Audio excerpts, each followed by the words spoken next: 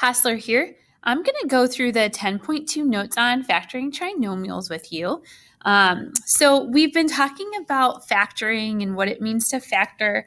Factoring means that you're going to break an expression with addition or subtraction into at least two items that are going to be multiplied together. Okay, we're going to be restructuring this expression so that it looks like two groups or two factors that are being multiplied. It says factor each quadratic. A quadratic, remember, is the x squared term. So each of these are quadratics because there is this x squared. Check your answer by multiplying your factors. So there is a way to check whether we did this correctly or incorrectly. Okay, we've also been talking about some general ideas using that X game, and we're going to apply those general ideas here. Okay, so first of all, I'm going to split this into two groups that are going to be multiplied together. For the past couple weeks, we've been giving you these two groups, and your job was to do the multiplication. Now we're going to give you the result of that multiplication, and your job is to go backwards and figure out what linear factors or groups those came from. So let's think about this. That x squared occurs because you're multiplying x times x, one x in each group. And in that x game, you guys had to figure out, this is how it went, right? You guys had to figure out numbers that multiply to 15, okay? So multiply to 15, and those same numbers have to add up to 8. Okay, so let's think about this for a second. If I want to think about numbers that multiply to 15, right, I've got 1 times 15, and I've got 3 times 5. So we just look at whole numbers, okay, no fractions. And I also need to choose numbers that add to 8. And so the numbers that add to 8 would be 3 and 5.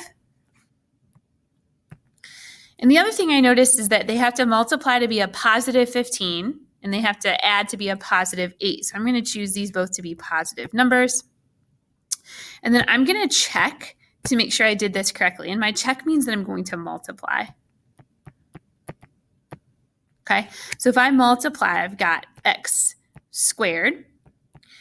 I'm going to distribute that x to the 5, so plus 5x, and then plus 3x, and then plus 15.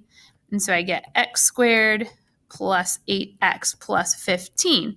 And this checks out because this matches. So here's what that means. That means that my final answer, this is the big deal, the final answer is this right here. Okay, these are my factors, or this is my factored form, because I have two items that are being multiplied together. Okay, we're going to do that again.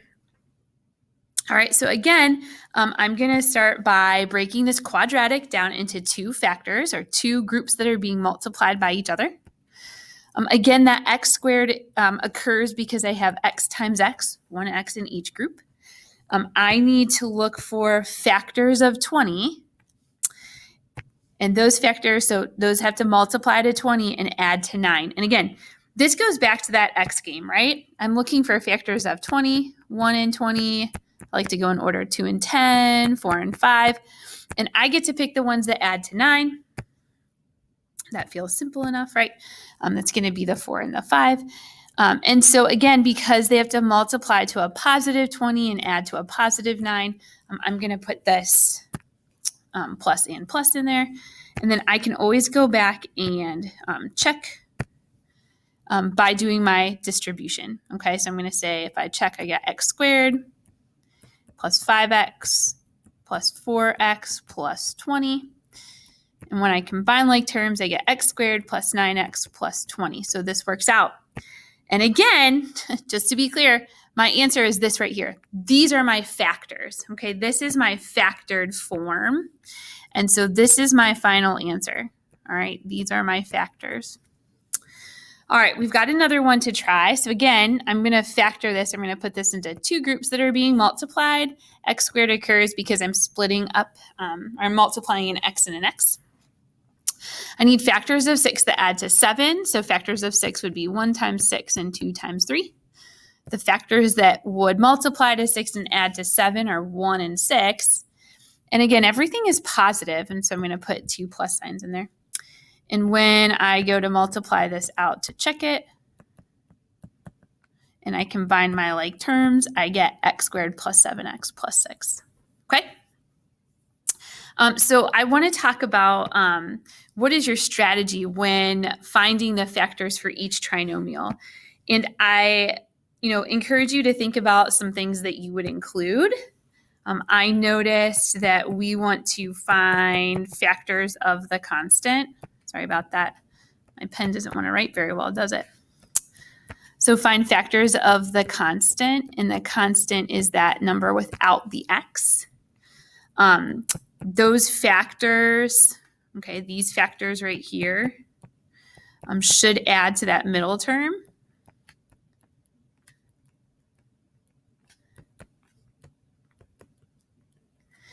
And I say middle term, or I'm going to say that x term, right? Middle term is that x term. And the other thing that I'm doing is I'm writing two binomials as a product. Remember, binomials have two terms, so I'm writing two binomials. That's when I do this, okay? As a product, meaning I'm going to show that those two groups, those two binomials are being multiplied together, okay? So that's my strategy. And at this point, I'm deciding to put a plus plus in here because I have an x squared plus some x term plus, okay? So that's my strategy, is that because both of these signs in my quadratic are positive, I'm putting two positives in my groups, okay? Okay, so let's move on to some other examples. It says factor each quadratic, multiply to check your answer. Sounds the same. And again, factoring means I'm going to break this quadratic down into two binomials that are going to be multiplied together and write them as factors. And again, I'm going to split that x squared up into x times x. That's how I get x squared. Again, I need factors of 15, but this time they have to add to -8. Okay, so that's the difference here. I've got to multiply to 15, but add to -8. Well, I know that 3 and 5 multiply to 15. In order to get that -8, I'm going to actually have to have minus and minus.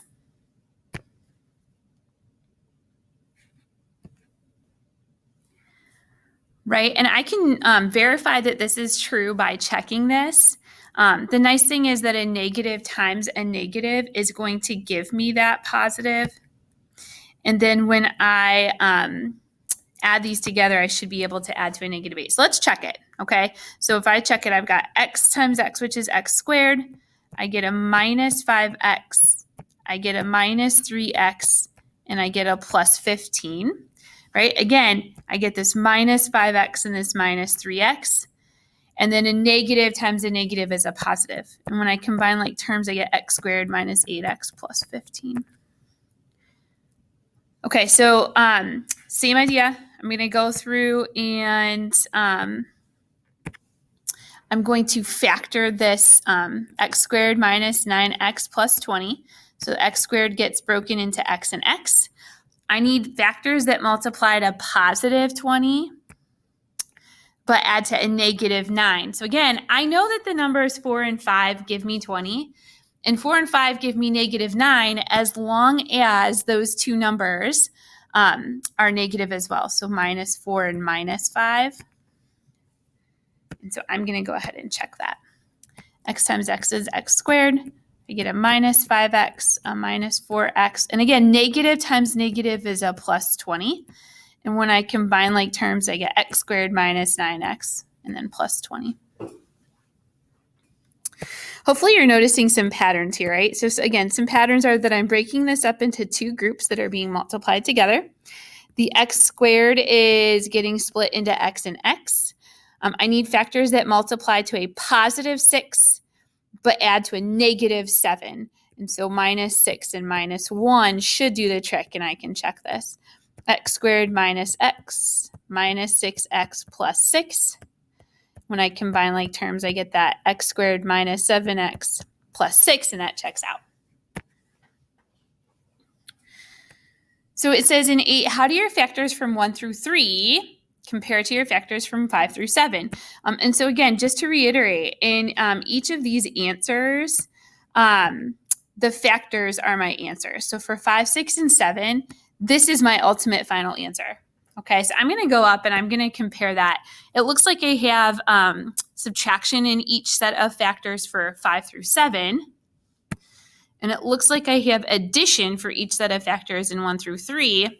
But I use the same sets of numbers. Like in 1, I used 3 and 5. And in 2, I used 4 and 5. And in 3, I used 1 and 6. And I used the same set of numbers in 5 through 7. I just had opposite signs. So those are things that I notice. And so 8 says, how do they compare? Meaning, how are they the same? So I'm going to say the numbers in each set of factors are the same. I'm going to say for 1 through 3 and 5 through 7. And again, that means that 1 and 5 have the same set of numbers. 2 and 6 have the same set of numbers. 3 and 7 have the same set of numbers. But 9 says, how do the factors differ? And we said, well, the factors differ because in 1 through 3, both factors have a plus or are adding. In 5 through 7, both factors have a minus, and it says, what causes this difference? Well, when I look, the thing that causes that difference, sorry about that, what causes this difference is the fact that in the quadratic, I have in 1, 2, and 3, I have a plus and a plus, versus in 5, 6, and 7, my middle term is a negative. So I still have a positive constant, but that middle term is negative, and that's what's causing that difference. Okay, so what's causing that difference? That middle term has a different sign between the sets of numbers. We're going to talk more about those signs in our next lesson.